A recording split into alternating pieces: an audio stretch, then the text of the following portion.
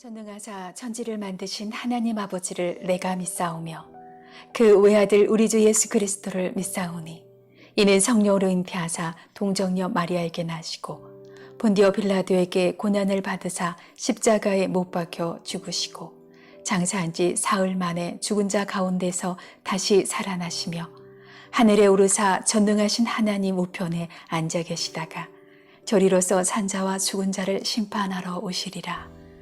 성령을 믿사오며 거룩한 공예와 성도가 서로 교통하는 것과 죄를 사하여 주시는 것과 몸이 다시 사는 것과 영원히 사는 것을 믿사옵나이다. 아멘.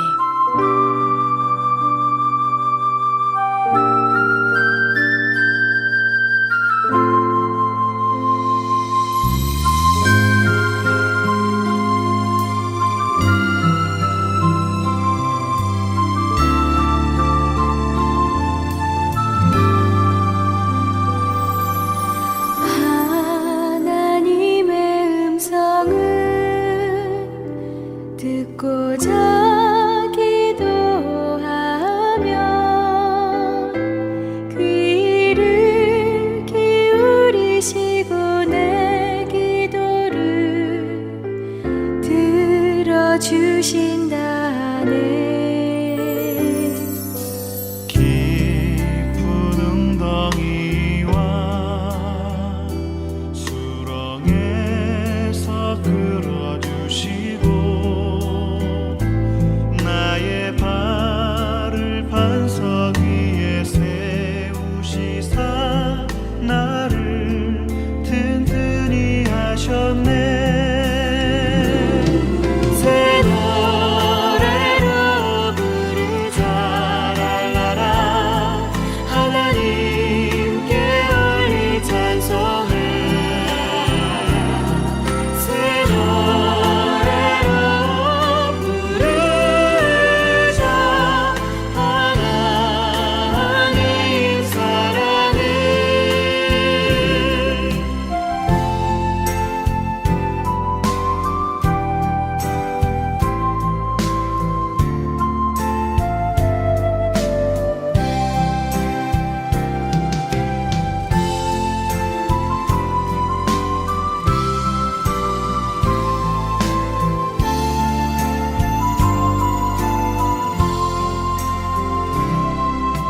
주를 의지하고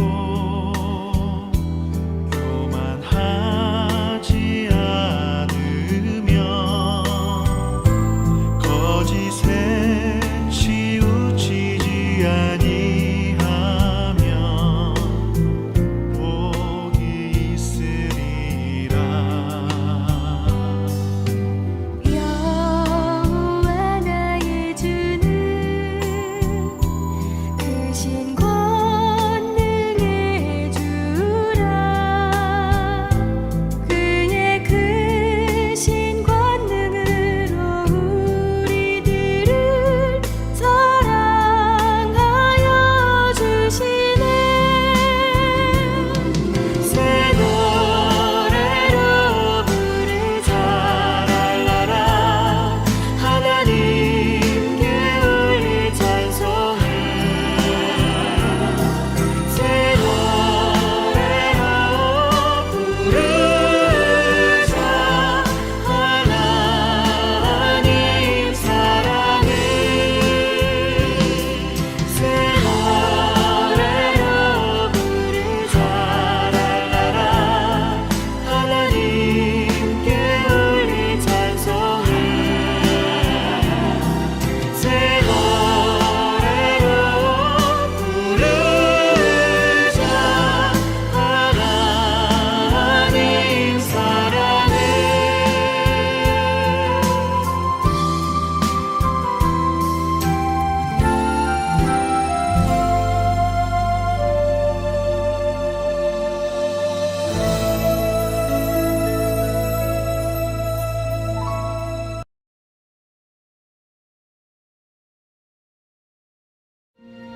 시편 제1권 제1편. 복 있는 사람은 악인들의 꾀를 따르지 아니하며 죄인들의 길에 서지 아니하며 오만한 자들의 자리에 앉지 아니하고 오직 여호와의 율법을 즐거워하여 그의 율법을 주야로 묵상하는도다. 그는 시냇가에 심은 나무가 철을 따라 열매를 맺으며 그 잎사귀가 마르지 아니함 같으니 그가 하는 모든 일이 다 형통하리로다. 악인들은 그렇지 아니하며 오직 바람에 나는 겨와 같도다. 그러므로 악인들은 심판을 견디지 못하며 죄인들이 의인들의 모임에 들지 못하리로다. 무릇 의인들의 길은 여호와께서 인정하시나 악인들의 길은 망하리로다.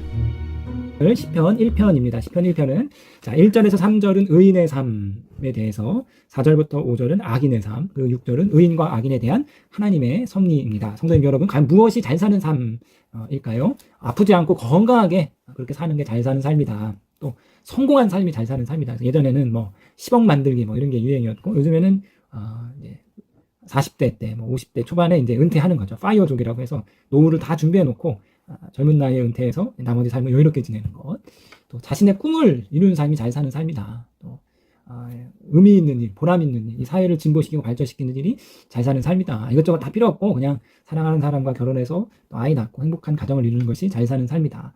세상 여기저기 대중매체 이것저것 TV를 켜고 유튜브를 보고 SNS를 보면 이것이 잘 사는 삶이다라고 세상이 외치고 있습니다. 그렇다면 성서는, 우리가 믿는 이 하나님의 말씀은 무엇을 잘 사는 삶이라고 이야기하고 있는가? 1절, 복 있는 사람은 악인들의 꾀를 쫓지 아니하며 죄인들의 길에 서지 아니하며 오만한 자들의 자리에 앉지 아니하고. 복 있는 사람에서의 복 있는은 우리가 영어식으로 표현하면 be happy, 행복하여라, 이런 뜻으로 볼 수 있습니다.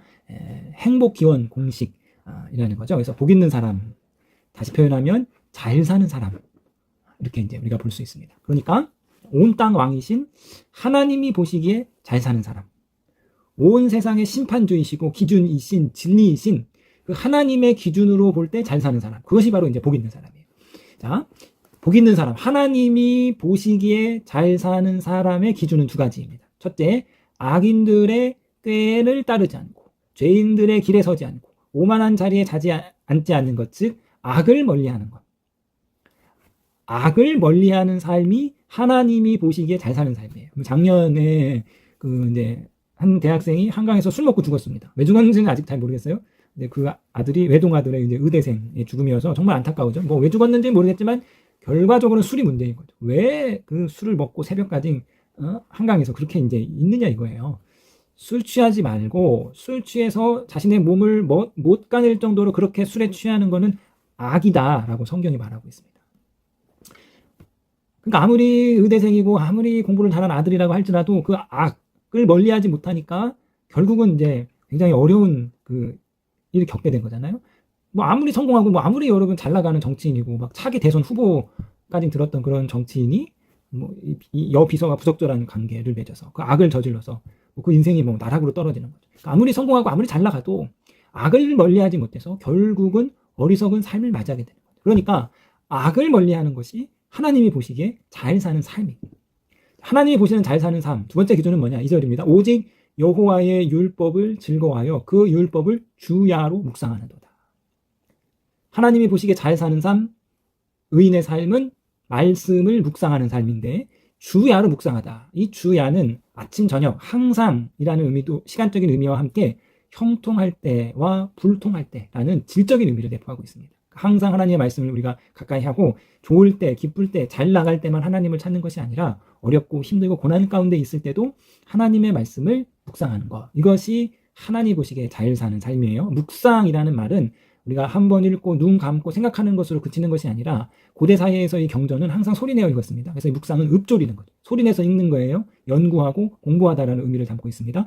내 삶의 근본을 말씀의 뿌리를 받고 늘 말씀으로 사는 사람, 말씀이 삶의 기준이 되어서 항상 그 말씀을 지키려 하는 사람이 하나님이 보시기에 잘 사는 사람입니다. 그래서 신명기에서 왕의 기준, 왕은 이래야 된다라는 기준 중에 하나가 왕이 율법을 등사해서 항상 율법을 곁에 두고 율법을 읽고 율법을 묵상해야 하는 것이 이스라엘의 왕의 기준이었습니다. 자, 정리하면 하나님이 잘 사는 사람은 악을 멀리하고 악과 철저히 단절하고 하나님의 말씀으로 사는 사람, 이것이 하나님이 보시기에 잘 사는 사람이에요. 잘 사는 사람, 의인의 결과는 형통입니다. 3절, 그는 시냇가에 심은 나무가 철을 따라 열매를 맺으며 그 잎사귀가 마르지 아니함과 같으니 그가 하는 모든 일이 다 형통하리로다. 시냇가에 심겨졌다. 이거는 이제 우리가 신적 수동태죠. 유대인들이 하나님이라는 주어를 사용하기 꺼려하는 그들의 표현 방식이, 그래서 수동태로 하나님이 심으셨다를 심겨졌다. 그러니까 심겨졌다라는 말은 하나님께서 그 사람을 시냇가에 심은 거죠. 그래서 그 사람이 시내로부터 무한한 생명을 공급받아서 풍성한 결실을 맺어서 많은 사람들에게 유익을 주고, 또한 그 나무 자체가 푸르름을 유지하는, 건강을 유지하고 생명력을 유지하는 거죠. 이처럼 의인은 생명과 자손과 번영 그리고 능력의 원천이신 하나님으로부터 무한한 복을 덧입음으로 말미암아 풍성한 결실과 생명을 누리는, 형통을 누리는 삶입니다. 이 성서에서 의인을 나무로 비유하고 있는데, 이 나무는요 꿋꿋함, 고등, 그 다음에 지속성, 견고함을 연상시킵니다. 하나님이 인정하시는 의인의 삶은 이러한 나무의 모습 같은 겁니다. 그러니까 의인의 삶의 표면적인 특징은 묵직함이죠. 쉽게 흔들리지 않습니다. 쉽게 요동하지 않아요. 조금 잘 된다고 호들갑 떨지 않고, 조금 어렵고 외롭고 쓸쓸하고 낙담하지 않고, 이 사람 저 사람 한마디에 쉽게 흔들리지 않는 아주 곧고 굳고 묵직한 삶, 그것이 의인이 하나님 보시기에 잘 사는 사람의 표면적인 특징이에요. 자, 반면 악인은 이 나무와 다르게 겨와 같은 사람, 바람에 나는 겨와 같은 사람. 4절이에요. 악인들은 그렇지 아니하며 오직 바람에 나는 겨와 같도다. 이 겨는 흔들림, 무상, 멸망, 공허, 허물을 연상시켜요. 악인의 특징은 부화내동, 뭐 똥인지 된장인지도 뭐 구분도 못하고 그냥 세상 쫓아가는 거야. 사람들 쫓아가는 거야. 주식이 잘 된다니까 주식 쫓아가고, 옆집 애가 뭐 한다니까 우리 집 애도 시키고, 뭐 가서 성적이 좋다 그러면 뭐 거기 쫓아가는 거고, 막 이 사람 한마디 말 듣고 와서 흥분하고, 저 사람 한마디 말 듣고 와서 막 미쳐 날뛰고, 자기 기준이 없어요. 자기 생각이 없습니다. 부안해동하는 사람이 악인이고, 그러니까 말씀에 뿌리 박지 못하고 진리에 뿌리 박지 못하고 그냥 감정을 쫓아가고 사람을 쫓아가고 대중을 쫓아가는 것이 악인의 삶인데, 그 결과는 5절입니다. 그러므로 악인들은 심판을 견디지 못하며 죄인들이 의인들의 모험에 들지 못할 것이다. 이 악인들의 결국은 심판이에요. 여러분, 이걸 믿으셔야 되는 거죠. 악인이 형통할 수 있습니다. 그러나 그 악인의 결국은 심판입니다. 이것을 우리가 굳게 붙잡아야 철저하게 악과 단절된 삶을 살 수 있습니다. 결론을 맺고 있는데, 6절, 무릇 의인들의 길은 여호와께서 인정하시나 악인들의 길은 망하리로다. 사랑하는 성도님 여러분, 삶은 길입니다. 누구나 태어나서 죽음에 이르기까지 이 인생의 길을 걸어갑니다. 때로는 넓고 평탄한 길을 가기도 하고, 때로는 험난하고 좁은 길을 맞닥뜨리기도 하죠. 그러나 누구나 이 길을 벗어날 수 없습니다. 저와 여러분 앞에 두 길이 놓여 있어요. 의인의 길과 악인의 길. 자, 여기서 우리가 하나 주목해 볼 것은, 복 있는 사람 단수이고요, 악인들은 복수입니다. 의인의 길은 소수예요. 악인의 길은 다수, 대중이 걸어가는 길입니다. 의인의 길, 소수가 가는 이 길을 걸어가다 보면, 내가 가는 이 길이 맞나 싶을 때가 있죠. 세상 사람들, 많은 사람들이 걸어가는 그 악인들의 길을 보고 있으면 때로는 나만 좀 바보처럼 살고 있는 것 아닌가? 나만 뒤쳐져 있는 것 아닌가라고 불안할 때가 있습니다. 자, 성서가, 오늘 시편이 이 새벽에 우리 가운데 분명하게 말해주고 있는 거예요. 지금 당장은 다수가 추구하는 인생의 길이 그것이 안전한 것으로 보일 수 있으나, 그러나 대중에 휩싸여서 세상 사람들이 걷는 길을 쫓아가다 보면 결국 그 길은 바람에 나는 겨와 같은 길이다. 인생이 된다는 거죠. 비록 소수가 선택한 길이지만 악을 멀리하고 말씀에 뿌리 내는 흔들리지 않는 견고한 삶을 살아갈 때 반드시 열매 맺고 형통한 삶을 살고 하나님의 기준에 잘 사는 삶을 사는 것이다. 오늘 우리 가운데 말씀하고 있습니다. 그러므로 다시 한번 이 새벽에 주야로, 주 말씀 앞에, 하나님 말씀 앞에, 하나님의 말씀을 쫓아 그 말씀을 지키려고 그렇게 애쓰며 살아가시는 저와 여러분이 되기를 주님의 이름으로 부탁드리겠습니다.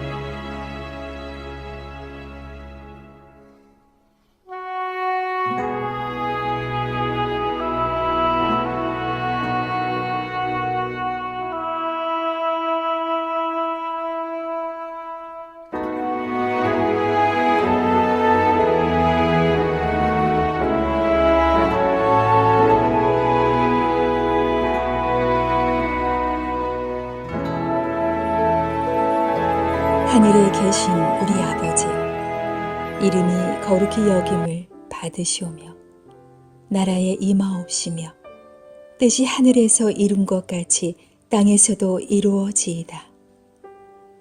오늘날 우리에게 일용할 양식을 주옵시고 우리가 우리에게 죄 지은 자를 사하여 준 것 같이 우리 죄를 사하여 주옵시고 우리를 시험에 들게 하지 마옵시고 다만 악에서 구하옵소서. 대개 나라와 권세와 영광이 아버지께 영원히 있사옵나이다. 아멘.